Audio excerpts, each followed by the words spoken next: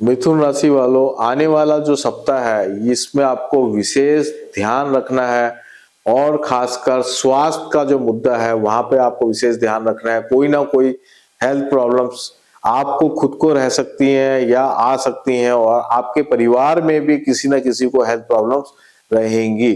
तो आप सब जो है थोड़े सावधान रहें। छोटी सी भी अगर आपको हेल्थ प्रॉब्लम्स है तो उसको आप सीरियस लें, उसको प्रॉपर चेक करें, जांच करें, कहीं जाके आगे जाके वो कोई बड़ी प्रॉब्लम नहीं बन जाए।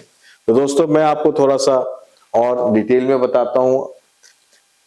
ये आपके 4 प्लैनेट हैं, सूर्य, बुध और मंगल और शुक्र जो है ये भी यहीं थे। तो ये चारों प्लैनेट अब 8th हाउस के अंदर मूव कर रहे हैं। 12 जनवरी को शुक्र मूव कर गया है, बाकी 14, 16 और 17 जनवरी को ये तीनों प्लैनेट भी 8th हाउस में मूव कर जाएंगे। 8th हाउस में जब इतने 4 प्लैनेट का एक्यूमुलेशन हो जाता है तो वो हेल्थ मैटर्स में ही सबसे ज्यादा प्रॉब्लम देता है, जो आपका दिख रहा है, मुझे साफ साफ दिख रहा है। अब हम बात कर लेते हैं करियर के लिए। करियर में मैंने आपको ये बताना चाहता हूं कि जैसे ये चारों प्लैनेट यहाँ पे 8th हाउस में मूव कर जाएंगे तो काम रुक रुक के होंगे, एकदम से नहीं होंगे। और आपको ये जो वीक है ये शांति से निकालना है, इसमें ऐसा कुछ नहीं करना, हड़बड़ी नहीं करनी, किसी प्रकार का रेस्ट नहीं लेना है।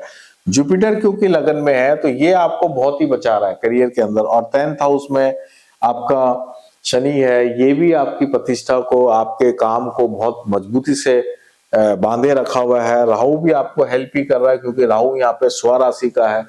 तो ओवरऑल करियर में बाकी प्लैनेट आपको हेल्प कर रहे हैं, इसलिए करियर आपका जो है नॉर्मल ही जाएगा। ऐसा भी नहीं होगा कि बहुत आप मुश्किल में आ जाएंगे, लेकिन कोई रिस्क वाला काम नहीं करें।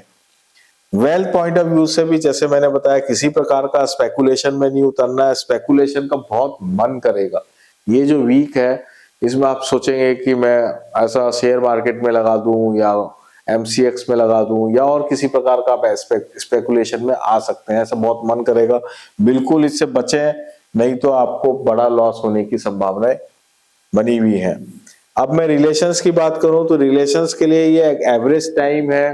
प्रेम संबंधों में भ्रमित हो सकते हैं, गृहस्थ जीवन में भी भ्रम पैदा हो सकता है, किसी न किसी कारण से विवाद भी हो सकते हैं। तो इन अपने को रिलेशंस में आपको ये ध्यान रखना है कि हमें किसी तरीके से जो है गलत बात पे हमें जाना नहीं है, गलत किसी भी प्रकार से गलत नहीं करना है, शांति बनाए रखनी है और एक म्यूचुअल जो अंडरस्टैंडिंग है उसको समझने की कोशिश करनी है, उसमें बेटरमेंट लाने की कोशिश करनी है।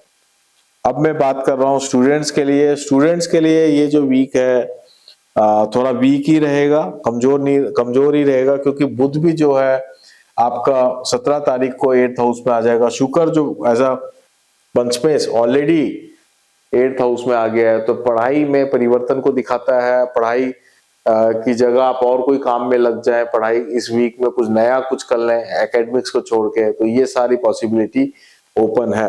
एकेडमिक्स में अगर आपको कुछ करना है, आपका एग्जाम है, तो आपको बहुत ज्यादा अपने आप को मजबूत करना पड़ेगा, तभी आप एकेडमिक्स में कर पाएंगे, नहीं तो बहुत सारा कोर्स छूट सकता है।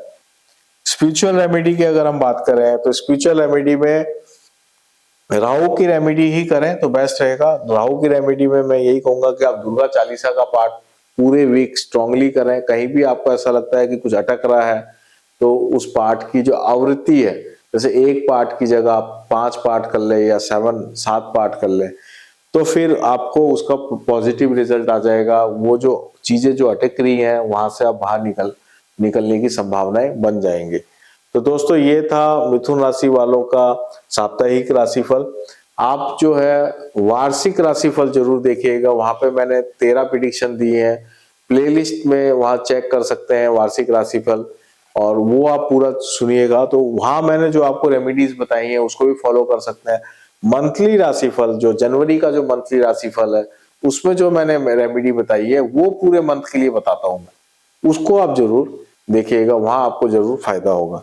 तो दोस्तों आपको आने वाले सप्ताह की बहुत बहुत शुभकामनाएं और उम्मीद करता हूं कि आप अपने स्वास्थ्य पर विशेष ध्यान रखेंगे। नमस्कार।